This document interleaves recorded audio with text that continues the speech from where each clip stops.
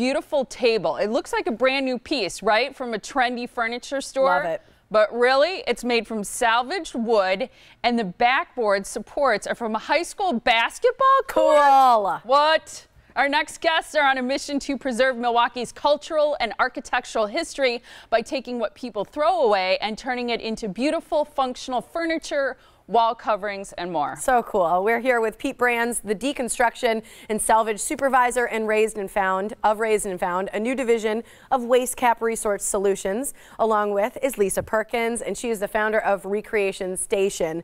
Together, they host DIY events for a wide variety of upcycled projects, and they're going to show us some of that here today. Good to see you guys. So cool, you guys. Yeah. I love what you do. That's great. That table was beautiful. Why upcycle? Why do you guys use all these cool materials to upcycle and repurpose into new furniture? Sure. There's a lot of history behind a lot of these materials. A lot of these materials don't exist anymore and aren't made anymore. So that can be anywhere from this example of a new 2x4 versus an old 2x4. And look at the difference. Look at the grain difference on that. Oh, hold that towards the camera. Yeah, hold that toward the camera. So this is actually 2x4 inches. Okay.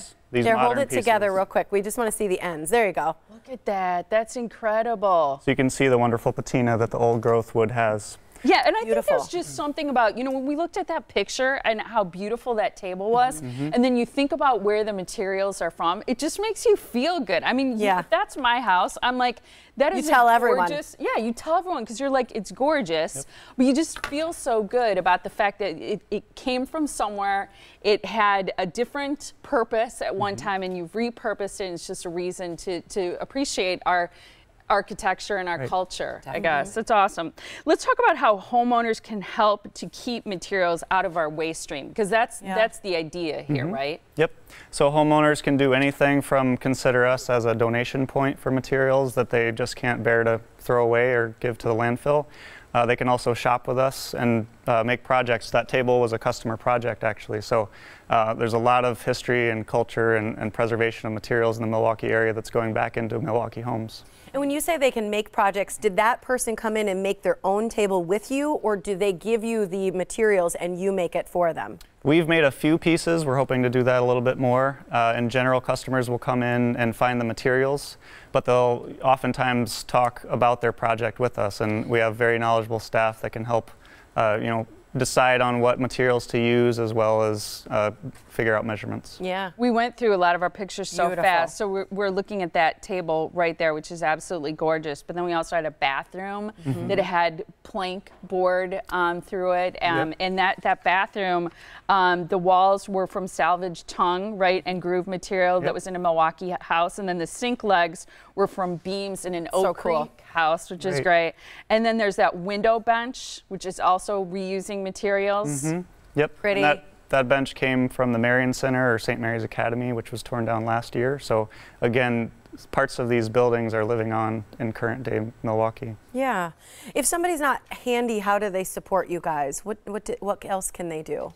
Well, that's the beginning of a project we're starting right now, which is these DIY projects. Lisa is heading that up, and the point is to get out and about and get your hands dirty, but also improve your skills. Yeah. Encourage them to become handy. We believe that there is a maker inside of everybody. You just have to learn to find it and be creative again, and that's part of the fun of being creative, is there's no right or wrong.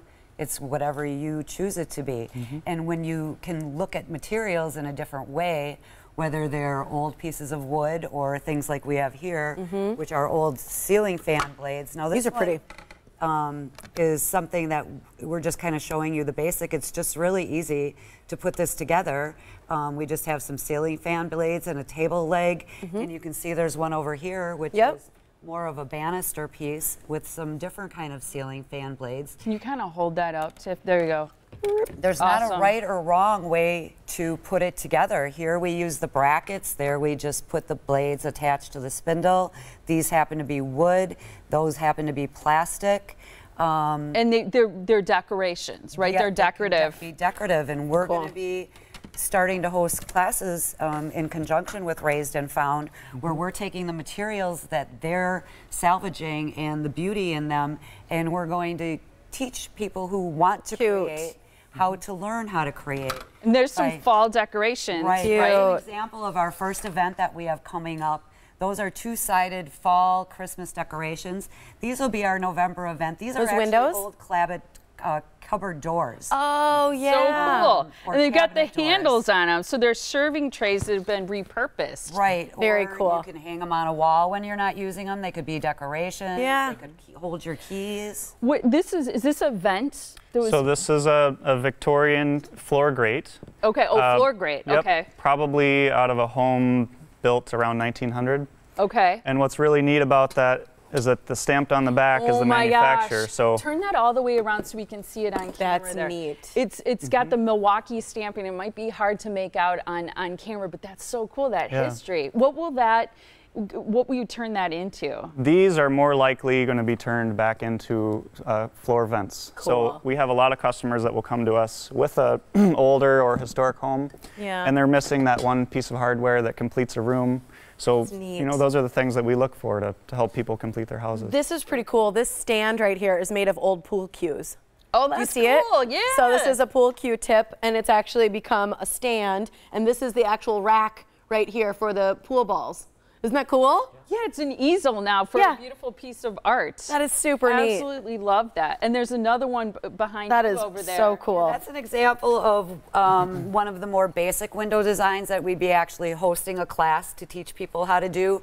And then that window over there, if you look, is much more intricate. There's a 3D background where it's gold really flecked cool behind, and it's definitely got a lot of depth. We work with an amazing art director. Her name is Ronnie Schmaz, and she's from Veronica's Palette, and she is so talented. She's going to be teaching a lot of the classes that we're going to be hosting. All right, so WasteCap, Razed and Found DIY events. You got to go. Find out more by going to razedandfound.com. So Saturday, October 27th is the fall winter holiday decorations, and those are made from salvaged pallet wood and banister spindles. Then on Saturday, November 17th, before Thanksgiving, it's the serving trays and chalkboards made from salvaged cabinet doors. Again, go to their website to find out more. Cool stuff, you guys. Thanks for being here. Thank you. Appreciate We appreciate it. your time.